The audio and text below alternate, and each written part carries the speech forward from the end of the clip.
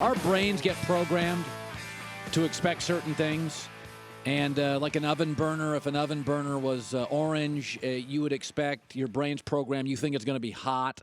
And if you ever, let's say they invented something and it was fake or it was a counterfeit and you put your hand on an oven burner and it was cold and it was orange, it would take your brain a second to kind of program that, wait, that's not what I expect. And I see this a lot in quarterbacks. And I there's a lot of different reasons this happens, but we get used to certain things. And it was weird to see Magic Johnson be a 6'9" point guard. And there'd never been one.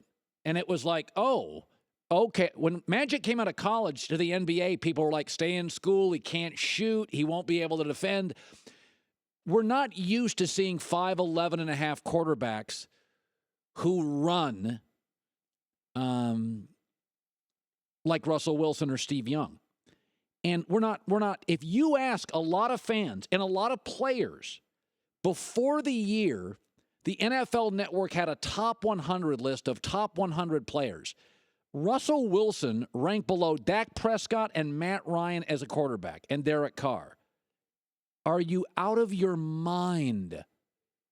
Russell Wilson, 6 years of work now, compares favorably to one of the greatest players in the history of the NFL. His name is Steve Young. I'll put the stats up. It is shocking. And by the way, yards per attempt, TD interception, passer rating, top 5 for both all time. It's the same guy, but our brains have been programmed. Steve Young was a lefty. He came in as a runner, then developed as a great thrower. Russell Wilson came in 5'11 and a half, had even played baseball shortstop. Didn't look like quarterbacks, but they're really the exact same player. High IQ, tremendous generational feet and mobility, who have developed into very good pocket passers, but they play different and they look different, and we just didn't have lefties who ran like Steve Young, and we just don't have 5'11 guys who run around and make plays like Russell Wilson. Yesterday, Russell Wilson put on an absolute clinic, and it's incredible. Players don't get Russell Wilson. They put Matt Ryan, whose numbers tell you he's a little better than Andy Dalton, above a Hall of Fame quarterback, Russell Wilson. I said it. Russell's a Hall of Fame quarterback. It is amazing. If you ask fans, they put Cam Newton here and Russell Wilson below him. Folks, it ain't close. It's not even close. Russell Wilson is more accurate, makes better decisions, is more emotionally, physically available, is a better slider when he runs, appears to be really coachable. I mean, is more accurate, throws fewer bad picks, more. And by the way, Russell Wilson has generally had a below-average offensive line and below-average wide receiving cores and a defensive-minded head coach. But when your brain gets programmed, you're just not used to seeing Steve Young and Russell Wilson. They just didn't look like previous quarterbacks. One of the best football games I have seen in years, Houston Texans Seahawks, was played.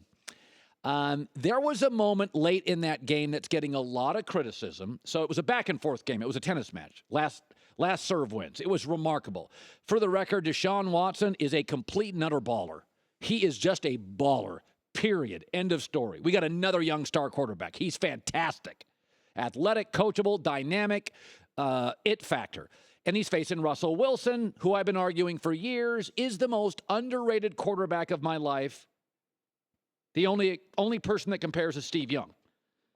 So here you go. Houston has the ball. Houston has the lead. It's 3rd and 4, and they have to make a decision as a coaching staff. And here's Rich Gannon, who does terrific analyst work here for CBS. Go ahead. If it were me, I'm going to put the ball in the hands of Deshaun Watson. I'm going to give him a two-way go, run-pass option on 3rd down. If you run it and you get stopped, you give the ball back to Russell Wilson. And then they gave it to Russell Wilson, who does what Russell Wilson often does. He moved the Seahawks down the field, and they won the game. A game Houston should have won. But when you give Russell Wilson the ball, 3 plays, he's magical, it factor.